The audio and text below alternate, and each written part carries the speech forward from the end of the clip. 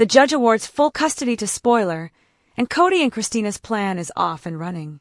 Sunny slips into Natalia's car in the hospital parking lot, where she tells him they're both in serious trouble. She got pulled over yesterday and arrested for a DUI. Sunny's just glad she's okay. She is, physically, but it wasn't her first offense, so she could spend up to 5 years in prison. Unless she helps ADA Turner build a case against Sunny. She's in a bind. She didn't promise the ADA anything, but she doesn't want to go to prison. I need your help. He promises he'll make sure they both come out of this unscathed. He just needs some time to think. Stay calm, and I'm going to handle everything. Laura and Liz talk about Lucky. Laura meets with Liz to check in on Lucky, only to be told she has every reason to blame Liz for his leaving. Laura assures Liz it wasn't her fault, and she doesn't blame her. Lucky isn't meant to set down roots, and she just wants him to be happy, which means traveling. Liz gave him that opportunity to do that without regret. Laura invites Liz over for dinner, and she agrees, provided she can bring dessert. And Laura keeps Martin from pestering her over suing for the car crash. Kristina tells Alexis about Cody. Kristina shows up at Alexis' office, wanting to talk. I think I just solved our problem with Ava. Alexis presses for more information, so Kristina tells her she hired someone to seduce Ava. What? Did you hire a gigolo? Not a professional. She hired Cody after seeing him bump into Ava at the metro. Alexis doubts this will work, but Kristina's sure Cody can win Ava over. He's got con experience. Plus, they're going to push Rick towards someone else at the same time. Kristina's idea? Liz. Alexis is aghast at pushing him towards poor Elizabeth. Kristina loves the idea, but Alexis tells her she hasn't learned a damn thing from her mistakes. Acting first, and thinking later got them in this mess to begin with. There are too many uncontrollable variables. She wants a better opportunity than this, but Kristina doesn't think one will come. Laura calls just then, and asks Alexis to stop by her office. Cody feels out Ava.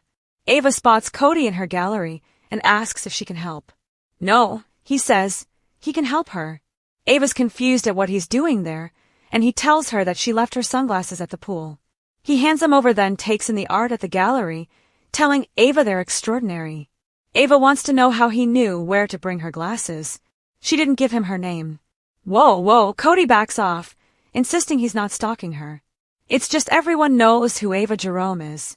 Her reputation precedes her, and he knows that feeling.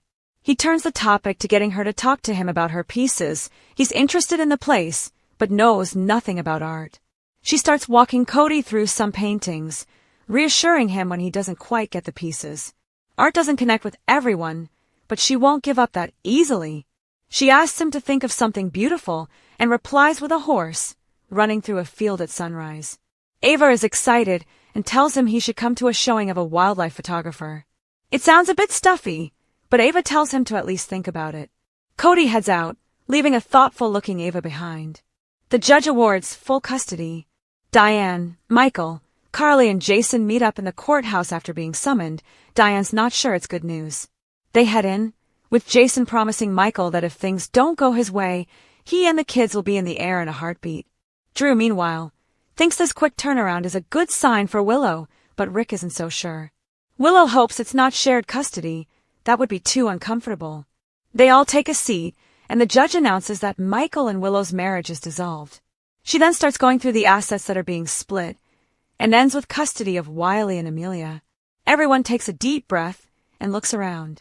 The judge talks about Willow moving the kids from home to home 4 times, and lists off all the horrible things she's done since having custody of the kids back in December. Mrs. Corinthos has demonstrated a consistent pattern of negligence, and since Michael's fully recovered, he gets full custody of the kids. Nina gasps in horror, while everyone looks shocked. Willow stands up and starts begging the judge not to give her children to Michael. Rich tries calming her down as Willow starts breaking down and yelling at the judge, screaming, then running over to Michael when the judge adjourns the court. Carly and Jason watch as she breaks down, then Diane pulls Michael away. Outside the courtroom, Michael's in shock, saying he didn't want that for Willow. Everyone assures him the judge made the right decision. Nina stops her daughter from running after them, holding Willow as she collapses, sobbing to the floor. They get Willow to a seat, then try getting her home, only for her to collapse and pass out in Drew's arms. They rush to the hospital, where Liz settles a stunned Willow into a room. Once she's gone, Nina blames the loss all on Drew. She lights into him, telling him it's all his fault.